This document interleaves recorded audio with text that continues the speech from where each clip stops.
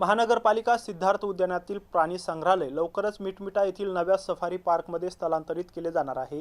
त्यासाठी महिना अखेरीस महानगरपालिका प्रशासन केंद्रीय प्राणी संग्रहालय प्राधिकरणाकडे अर्ज करणार आहे। त्याबरोबरच नव्या विविध प्राण्यांची मागणी देखील केली जाणार आहे, अशी माहिती महानगरपालिका आयुक्त अमोल येडगे यांनी दिली आहे।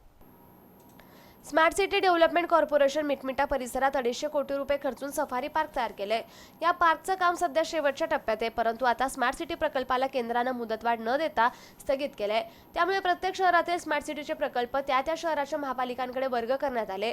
छत्रपती संभाजीनगरचे प्रकल्प देखील महापालिकेकडे देण्यात आल्याने आता स्मार्ट सिटीच्या अंतिम टप्प्यातील कामावर महापालिका सिद्धार्थ उद्यान विभागाचं लक्ष आहे।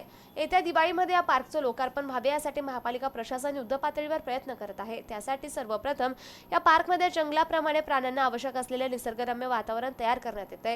100 एकर जागेत उभारलेल्या पार्कमध्ये झू अथॉरिटीच्या मार्गदर्शनानुसार पिंजरा प्राण्यांसाठी भव्य पिंजरे तयार केलेत।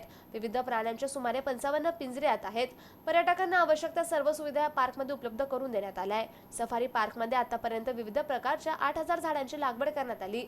त्यासोबतच प्राणी संग्रहालयाला चारही बाजूंनी संरक्षण भिंत उभारली आहे। या सफारी पार्कमध्ये प्राण्यांना उन्हाचा त्रास होऊ नये यासाठी त्यांच्या पिंजऱ्यामध्ये मोठी झाडे लावण्यात येणार आहे। त्यामुळे प्राण्यांना झाडांच्या सावलीत बसता येणं शक्य होईल, असं आयुक्त अमोल येडगे यांनी सांगितले। पावसाळ्यातच ही झाडे लावण्यात येणार असून त्यासाठी नर्सरीशी संपर्कही साधण्यात आल्याचं त्यांनी सांगितलंय।